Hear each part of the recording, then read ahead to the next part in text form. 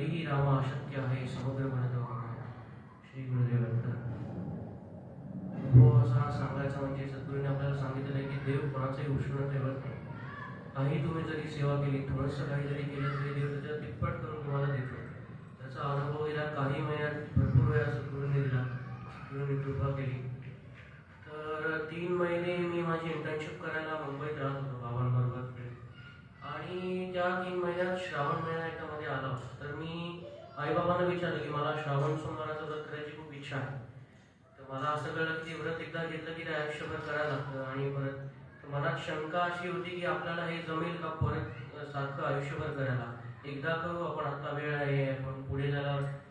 तर सद्गुरूंना प्रार्थना केली आणि टाकळकर काकूंना आणि विचारलं की व्रत कसं केलं जातं. त्यांनी सांगितलं की दिवसभर उपवास करायचा आणि संध्याकाळी येऊन शंकराला किंवा सद्गुरूंना वेळ व्हायचं, पण सद्गुरू आपली शिवस्वरूप होत असत. म्हणून मी सद्गुरूंना प्रार्थना करून ते व्रत सुरू केलं. आणि घराच्या जवळ पार्लेश्वराचं मंदिर आहे शंकराचं. तर दिवसभर इंटर्नशिप करून साधारण मंदिर 9:15 वगैरे बंद होतं.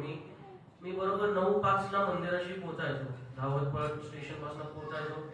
आणि पहिल्या सोमवारी असं झालं की उपवास केला, आलो पळत आणि पाहिलं तर मंदिराचं दार बंद करत होते. बेल मोजून मिळायचं दार, कारण सोमवार श्रावण म्हटल्यावर संपलेलं असत. आणि मी धावत पळत जाऊन गेलो होतो, त्यांनी बेल बंद केलेलं होतं दार. म्हणतात आता काय वाहता येणार नाही म्हणून बाहेर नंदीच्या बाहेरशी ते बेल ठेवायला होतं. तेवढ्याच गुरुजी आत दिसले. त्यांना विचारलं व्हाल का. मी आणि माझा मित्र पण करत होतो श्रावण सोमवार. तर दोघांचे बेल त्यांनी घेतले आणि शिवलिंगावर वाहिले आणि ती सेवा तिथे अर्पण करून घेतली. आणि घरी आलो, सद्गुरूंना नमस्कार केला आणि तसंच क्रम चालू राहिला दरवेळेला. मग असं झालं दुसऱ्या सोमवारी असं झालं की आलो तर गुरुजी नव्हते, दारी बंद केलं होतं आणि बेलही संपलेला होता. मग काय करावं म्हणून गेलो, पुढे शोधलं, दत्त मंदिराशी शोधलं, इथे शोधलं तर काय मिळालं नाही. परत येताना स्वामी समर्थांचा तिकडे मठ आहे पाहण्यात. तिकडे 3 बेलाची पानं उरली होती. त्या बाईने मला दिली की धर म्हणे तुझी राहिली, तू वाहून गेलो. तर घरी येऊन सद्गुरूंच्या पोटाला ती पानं वाहिली आणि परत आलो. श्रावणात असाही एक आला की बरेच वर्ष तिकडे गांधीनगरला असल्यामुळे कोळेश्वराच्या आमच्या कुलदेवतेच्या दर्शनाला काही जाता येत नव्हतं. पण यावेळेला मुंबईत होतो आणि 14-15 वर्षी सुट्टी आलेली होती. त्यामुळे श्रावणात शिवलिंगावर अभिषेक करायचं पुण्य सद्गुरूंनी कुठेतरी वाढून दिलं. आणि शेवटच्या सोमवारी मी पुण्यात होतो, घरी होतो, सुट्टी होती. तर म्हटलं की आज शिवलिंगावर अभिषेक करावा. तर असे म्हटलं की आज संध्याकाळी प्रदोषकाळी शिवलिंगावर अभिषेक करा असं सांगितलेलं आहे आणि उसाच्या रसाने करावा असं शंकराला उसाचा प्रिय असं सांगितलं. म्हणून संध्याकाळी मी माझ्या दादाबरोबर बाहेर गेलो, रसा आला गाडीत. तर आमच्या घराबाहेरच गुरु आहे उसाचं. तर तिथे गेल्यानंतर गेलो तुम्हाला हा ठीक आहे देतो म्हणून आणि तेवढंच तिकडे लाईट गेली आणि रस्त्याही मिळाला. मग म्हटलं आपण जाऊन जरा पुढे बघावं. तर थोडंसं पुढे कोथरूडपासून द्रव्यनगर गेलो तर सगळी गुऱ्हाळं सरकारने अचानक बंद करून उचललेली होती अतिक्रमण. म्हटलं तर दादा मला जाऊ द्या, साध्या अभिषेक करू द्या किंवा पाण्यात गेलो. म्हटलं ठीक आहे थोड्या वेळी परत बघू. तर तेवढ्यात त्याचं काहीतरी काम आलं म्हणून म्हटलं आपण थोडं पुढे अजून जाऊया. म्हणून करत करत करत कॅम्पपर्यंत गेलो, तिथेही काही मिळालं नाही. मग NCR जो नेकलेस एरिया आहे मागे तिथे एक उसाचा जुळा मिळाला. तिकडनं आम्ही रस घेतला.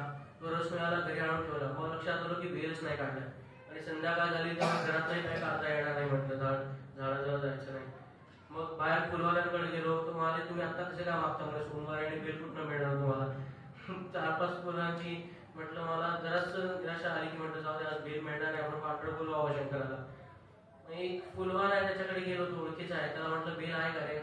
दादा नाही, जेवढा होता जो मी घरी पाठवला माझ्याकडे दर्शनाला. म्हटलं एखाद पान असेल तरी ते म्हणे बघतो म्हणे नाही. तेवढ्यात त्याला माझा तरी फोन आला आणि तो म्हणाला की थांबा तुमच्यासाठी बेल आणलाय कोणतरी.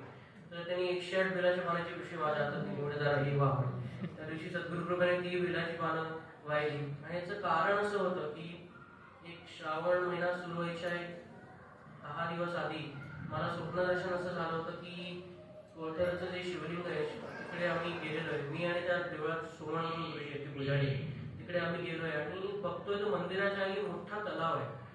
शिवलिंग काही दिसेना, मंदिर काही दिसेना. म्हणून मी त्यांना विचारलं तर काय म्हटलं आज काय दर्शन व्हायचं आहे. गुरुजींचं माझ्याबरोबर. आम्ही उडी मारली तलाव आणि खाली तळापर्यंत पोहत गेलो तर जवळजवळ आपला हॉल जेवढा आहे तेवढं मोठं शिवलिंगाचं दर्शन झालं. आणि त्याच्यावर या फुलाचं या रांगोळीचं साईज एवढी मोगऱ्याची फुलं तिकडे वाहिलेली होती. त्या शंकराचं दर्शन झालं आणि त्याच्याच काही दिवसानंतर घरातल्या गांधीच्या शिवलिंगाचं दर्शन झालं.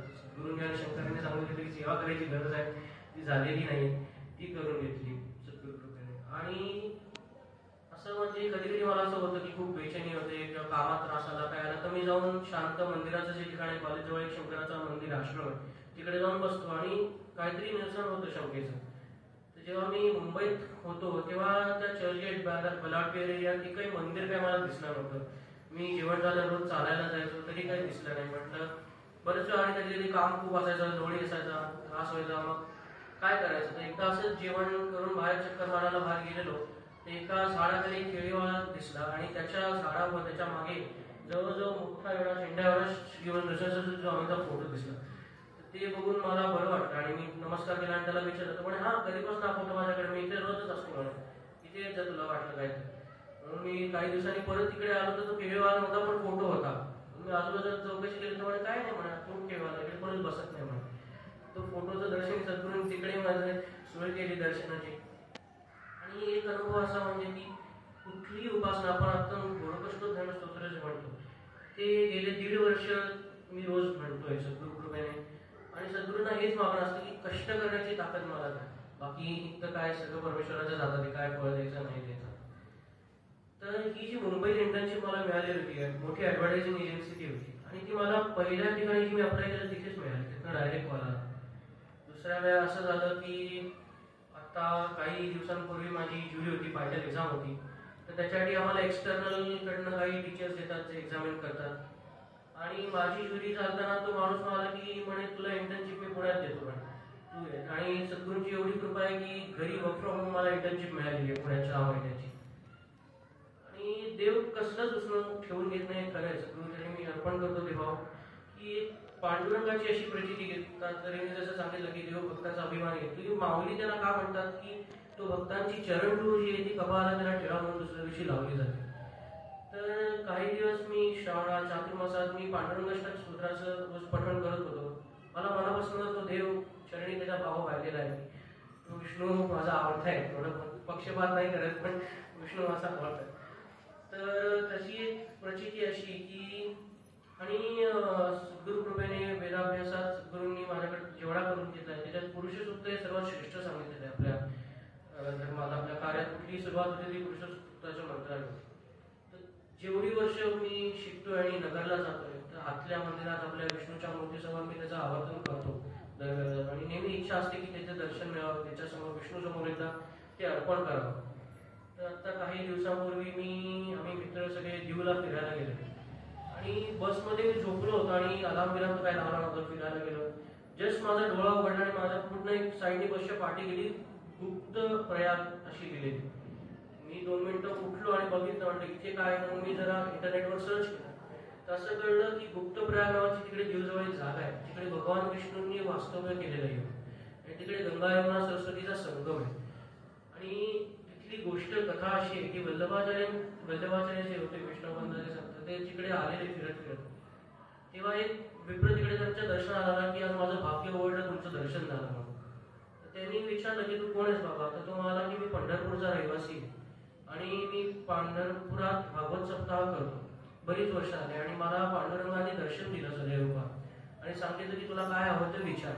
त्यांनी सांगितलं की मला तुझ्या सगळ्या तू वेदात केलेल्या लीला ज्या आहेत त्या पाहिजे. पांडुरंग मला हे आत्ताच्या जन्मात शक्य नाही म्हणे, काम कर, तू गुप्त प्रयागला जा, तिकडे वल्लभाचार्य तुला भेटतील, त्यांचं दर्शन घे आणि त्यांच्या पुढे विनंती कर.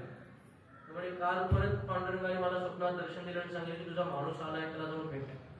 तर मी आज आलो तर वल्लभाचार्य म्हणे आपण एक काम करू, 8 दिवस इकडे भागवत सप्ताह करू आणि मग म्हणे तू तुझे प्राण सोडशील आणि परत जाऊन भूतकाळात म्हणे गोवर्धनावर जन्म घेशील. तिकडे कृष्णाचा गोपींबरोबर सगळ्यांबरोबर तू तिकडे मित्रमंडळाचा वावरशील आणि 8 दिवसानंतर कृष्ण तुला मोक्ष देईल म्हणे सगळ्या लीला करून झाल्यावर. तर ती कथा तिकडे आहे. त्यामुळे तिकडे श्रीकृष्णाची पाषाणाची मूर्ती स्थापन केलेली आहे, त्याचं दर्शन मिळालं. आणि कृष्णाची हवेली तिकडे आहे. कृष्ण सगळ्यांना कंटाळून 1 वर्ष तिकडे विश्रामासाठी राहिले होते. तर त्या मूर्तीचं तिकडे दर्शन झालं, तिकडे पुरुषसूक्ताचं आवर्तन केलं.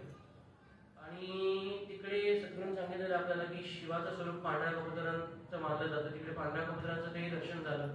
संगमात स्नान केलं गंगा यमुना सरस्वतीच्या.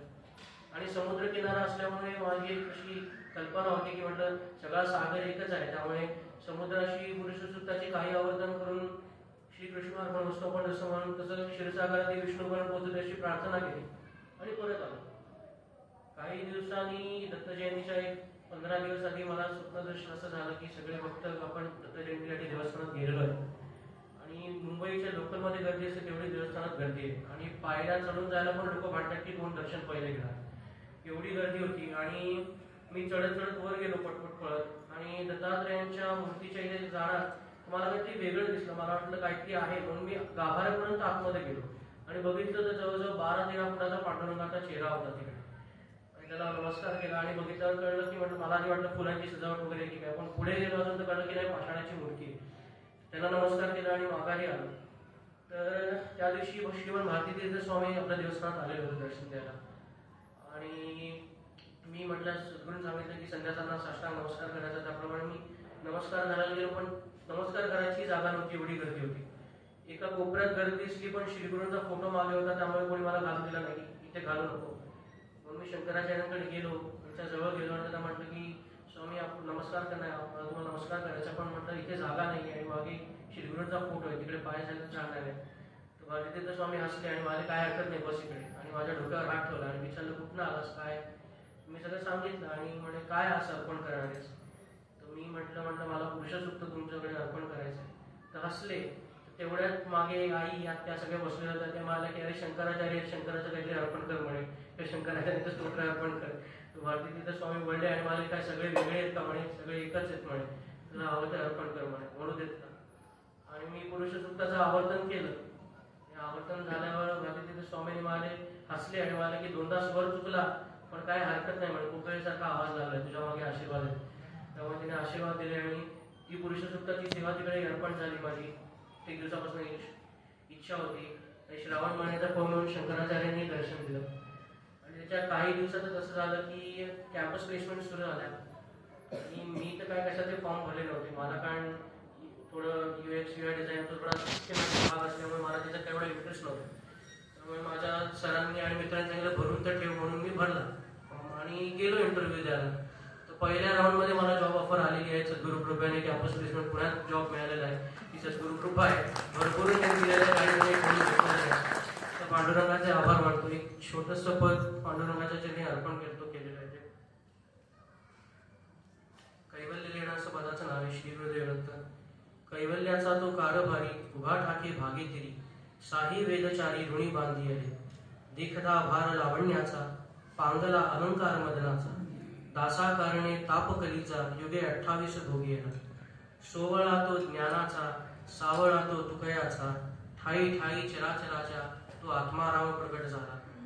कैवल्याची आस मनात मृदुंगाची थाप रंगात, विठ्ठल विठ्ठल सर्वांगात अशी उभी पंढरी आज भरावी. श्री गुरुदेव दत्त.